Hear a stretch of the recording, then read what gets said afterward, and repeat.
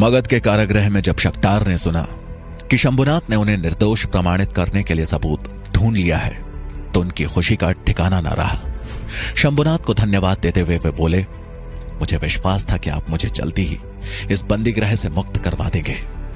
मैं आपका ये ऋण शायद ही कभी चुका पाऊं। शंभुनाथ नम्र लेकिन उच्च स्वर में बोले, ये ऋण नहीं, मेरा कर्तव्य है। एक मंत्री का असली दायित्व यही है कि वो प्रजा के साथ साथ अपने अधिकारियों के प्रति भी अन्याय ना होने दे। ये कहते हुए शंभुनाथ के चेहरे पे संतोष का भाव था और शक्टार के चेहरे पे एक नई उम्मीद जग चुकी थी।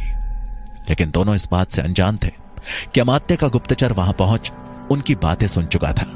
शंभुनाथ के मुंह से दस्तकार की बात सुन उसके चेहरे पर एक कुटिल मुस्कान उभर आई। जहां एक तरफ शक्टार के जल्दी ही निर्दोष साबित होने की संभावनाएं दिख रही थी, वहीं दूसरी तरफ तक्षशिला में सुकेतु को दोषी साबित करने के लिए आचार्य गजानन पूरा प्रयास कर रहे थे। वो आचार्य श्वेतांग के साथ घोड़े पर सवार होकर पुरवर गांव की तरफ बढ़ रहे थे। कुछ दूर चलने पर उनके सामने दो रास्ते थे। एक रास्ता पुरवर गांव की तरफ जाता था और दूसरा घने जंगल की तरफ। दोनों अभी पुरवर गांव वाले रास्ते की तरफ बढ़े ही थे कि तभी उनके पीछे से आते दो घुड़सवार तेजी से जंगल वाले रास्ते की तरफ बढ़ गए। वो घुड़सवार दूसरे रास्ते की ओर बगैर नजर डाले ही जंगल वाले रास्ते की ओर ऐसे बढ़े जा रहे थे मानो उन्हें पता हो कि उनकी मंजिल कहां है। आचार्य गजानन ने उनकी ओर देखा तो उन्हें पहचानते देर नहीं लगी कि वो और कोई नहीं बल्कि सूरजमल और सुकेतु ही थे। वो आश्चर्यपूर्वक बोले, ये दोनों जंगल की तरफ क्यों जा रहे हैं? हमें तुरंत ही उनका पीछा करना होगा। उन्होंने घोड़े की लगाम खींची और उसे जंगल की तरफ जाने वाले रास्ते की ओर मोड़ दिया। वो आगे बढ़ते उससे पहले ही आचार्य श्वेतांक ने टोकते हुए कहा, आचार्य गजानन, हमें तो पुरवर गांव की तरफ जाना है, फिर आपने मार्ग क्यों बदल दिया? आचार्य गजानन बोले, अब हमारी मंजिल बदल गई है आचार्य श्वेतांक। अब हमें हमारा प्रमाण इसी जंगल में मिलेगा, वो भी आगे जाने वाले दोनों घुड़सवारों का पीछा करके। आचार्य श्वेतांक मना करते हुए बोले, क्षमा करें आचार्य, कुलपति का आदेश सिर्फ पुरवर गांव में प्रमाण इकट्ठा करने का था, ना कि इस तरह किसी का पीछा करने का। लेकिन यदि आप अपनी मंजिल बदलकर समय व्यर्थ करना चाहते तो क्षमा कीजिए, मैं इसका भागीदार नहीं बनना चाहता। अगर आप मेरी मदद चाहते हैं तो आपको बताना होगा कि आप उन घुड़सवारों के पीछे क्यों जाना चाहते हैं। गजानन बताना नहीं चाहते थे, लेकिन उन्हें डर था कि अगर यहां और देरी की तो सूरजमल और सुकेतु बहुत दूर निकल जाएंगे और इसमें कुल मिलाकर नुकसान उन्हीं का था। उन्होंने आचार्य श्वेतांक को सारी बातें बताना ही उचित समझा। वो बोले, मैं आपको सारी बात बताता हूं, लेकिन हमें आगे बढ़ते रहना होगा, अन्यथा दोनों घुड़सवार हमारी आंखों से ओझल हो जाएंगे। आचार्य श्वेतांक ने उनकी बात मान ली। अब दोनों जंगल वाले रास्ते की तरफ तेजी से बढ़ चले। गजानन बोले, हमें संदेह है कि आचार्य चाणक्य का सेवक सुकेतु एक गुप्तचर है। आचार्य श्वेतांक ने जोर से अपने घोड़े की लगाम खींची और आश्चर्य से बोले, आचार्य चाणक्य का सेवक? असंभव, ऐसा कभी नहीं हो सकता। आपके संदेह का आधार क्या है? गजानन जानते थे कि चाणक्य की विश्वसनीयता पर सवाल उठाना आसान नहीं है। वो विनम्रता पूर्वक बोले, मुझे पता है कि मैं आचार्य चाणक्य की विश्वसनीयता पर सवाल उठा रहा हूं, लेकिन सवाल का जन्म भी तो उनकी संदेहास्पद गतिविधियों से ही हुआ है। श्वेतांक सिर्फ हैरानी से गजानन की बातें सुन रहे थे। गजानन बोले, हमें संदेह है कि सुकेतु का डाकुओं के साथ कोई संबंध है और संभवतः आचार्य चाणक्य और चंद्रगुप्त का भी। आचार्य श्वेतांक हैरानी से बोले, आचार्य, आप ये कैसी भाषा बोल रहे हैं?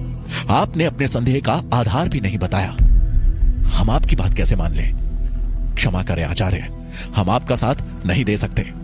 इतना बोलकर वो वापस जाने के लिए मुड़े ही थे कि आचार्य गजानन बोले, संदेह तो प्रमाण प्राप्त होने पर ही दूर होगा आचार्य श्वेतांक। अगर आप यहां से वापस लौट गए और मेरा लाया प्रमाण सत्य सिद्ध हुआ तो आपकी विश्वसनीयता खतरे में पड़ सकती है। यह सुन आचार्य श्वेतांक असमंजस में पड़ गए। आखिरकार उन्होंने गजानन का साथ देने का ही निर्णय लिया और दोनों तेजी से जंगल में आगे की ओर बढ़ चले। वहीं मगध में अमात्य का गुप्तचर कारावास में मंत्री शंभुनाथ और शक्टार की बातें सुन उन्हें सूचना देने सीधे उनके पास जा पहुंचा। अमात्य अपने घर के बाहर झूले वाली कुर्सी पर बैठे गहन चिंतन में थे। गुप्तचर आते ही बोला, महामंत्री जी, दस्तकार मिलिंद शंभुनाथ के पास है, उन्होंने उसे कहीं छुपा रखा है। वो बोल रहे थे कि कल उसे सीधा दरबार में सम्राट धनानंद के सामने पेश किया जाएगा। इतना सुनना था कि अमात्य का चेहरा गुस्से से लाल हो उठा। उन्होंने अपने पैर के पास रखे पानी के पात्र को जोर की ठोकर मारी और दहाड़ते हुए बोले, शंभुनाथ, मैं छोड़ूंगा नहीं तुम्हें। एक बार दस्तकार निपट जाए, फिर तुम्हारे सर्वनाश की एक विशेष योजना बनाऊंगा मैं। उनका क्रोध देख गुप्तचर थोड़ा घबराते हुए बोला, महामंत्री जी, मंत्री शंभुनाथ शक्टार को बता रहे थे कि अगर दस्तकार ने सच बोला तो वो निर्दोष सिद्ध हो जाएंगे और आपको कैद में डाल दिया जाएगा। अमात्य गुस्से में उबलते हुए बोले, शंभुनाथ का भी समय आ गया है कि उसे शक्टार के पास भेजा जाए। दोनों की सही जगह काल कोठरी में ही है। ये सुन गुप्तचर बोला, हमारे लिए क्या आदेश है महामंत्री जी? अमात्य बोले, बाज की तरह नजर रखो शंभुनाथ पर, और वो दस्तकार किसी भी हाल में कल दरबार में नहीं पहुंचना चाहिए। मुझे वो दस्तकार किसी भी स्थिति में मृत चाहिए। गुप्तचर सर झुकाकर बोला, जी महामंत्री जी, ऐसा ही होगा। ये बोल वो वहां से निकल गया। वहीं तक्षशिला में आचार्य चाणक्य अर्थशास्त्र की कक्षा में तो थे, लेकिन उनका ध्यान सूरजमल और सुकेतु पर ही लगा हुआ था, और यह बात पब्बत अच्छी तरह से भांप गया था। आज चाणक्य ने समय से पूर्व ही कक्षा समाप्त कर दी। पब्बत ने मन ही मन कहा, अगर आचार्य चाणक्य अभी यहां से गए तो आचार्य गजानन की योजना पर ग्रहण लग सकता है। मुझे कुछ करना पड़ेगा। चाणक्य कक्षा से जाने वाले थे कि पब्बत बोल पड़ा, आचार्य, आपको एक आवश्यक बात बतानी है, अगर आपकी आज्ञा हो तो। चाणक्य जल्दी से वहां से जाना चाहते थे, लेकिन पब्बत की बात को टालना उन्हें सही नहीं लगा। उन्होंने बाकी छात्रों से जाने को कहा और फिर पब्बत से बोले, कहो क्या कहना चाहते हो?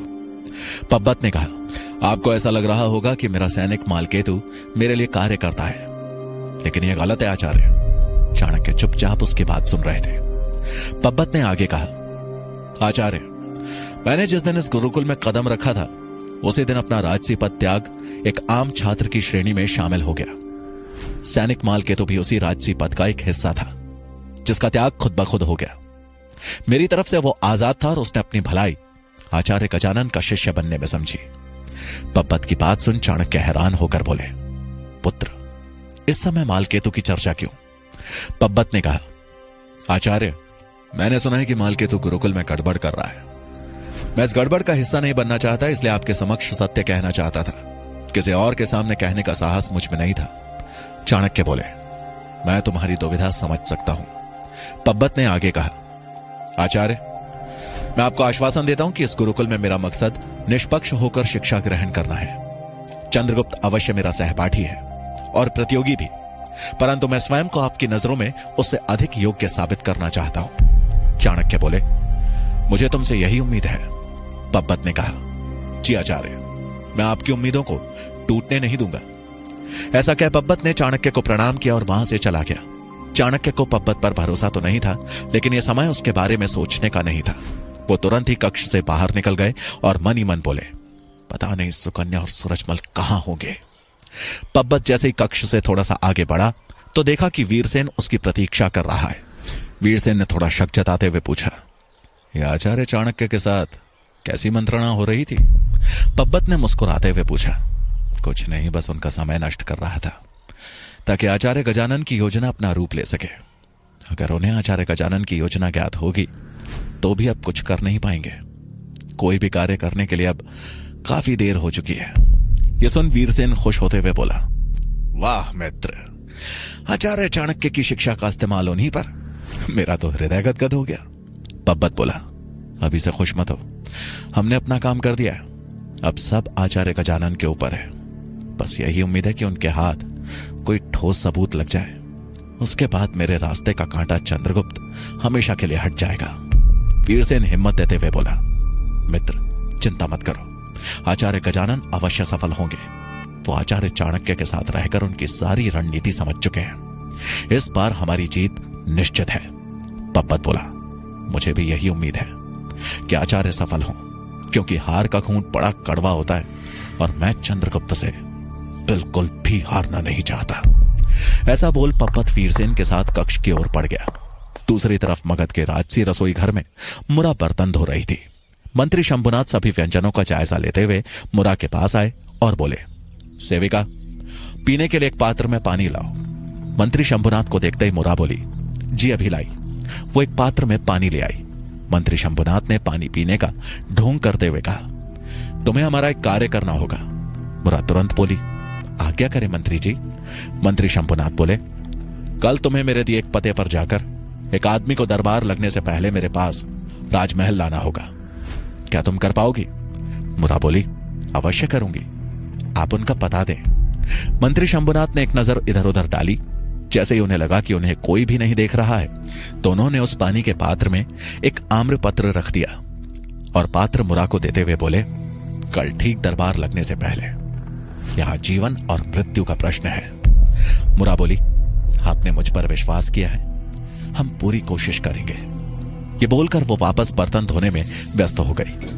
मंत्री शंभुनाथ एक नजर रसोई के पकवानों पर डालकर निकलने वाले थे कि अमात्य का गुप्तचर वहां आ पहुंचा। वो मुरा और शंभुनाथ को बात करते देख नहीं पाया था। मंत्री शंभुनाथ कुछ देर तक रसोई का चक्कर काटने के बाद वहां से निकल गए। इधर सूरजमल और सुकन्या जंगल में डाकुओं की गुफा के पास आकर रुके। चाणक्य का अनुमान सही था, वहां कोई भी डाकू नहीं था। उनका ठिकाना जलकर राख हो चुका था। सूरजमल वहां कुछ ढूंढने का नाटक कर रहा था, लेकिन उस जगह को देखने के बाद सुकन्या को लगा शायद वहां उसे डाकुओं का कुछ प्रमाण मिले, इसलिए वो राख के ढेर में से प्रमाण ढूंढने की कोशिश करने लगी। सुकन्या बोली, आचार्य, यहां डाकुओं का तो कोई अता पता भी नहीं है, उनका सारा माल भी जल चुका है, हमें तो यहां कुछ भी प्रमाण नहीं मिले, आपको कुछ मिला?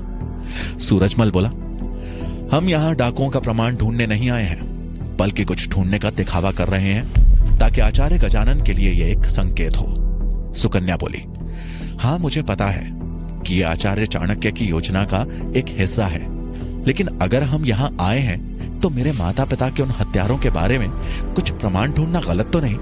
संभवतः उनके नए ठिकाने का कुछ प्रमाण मिले।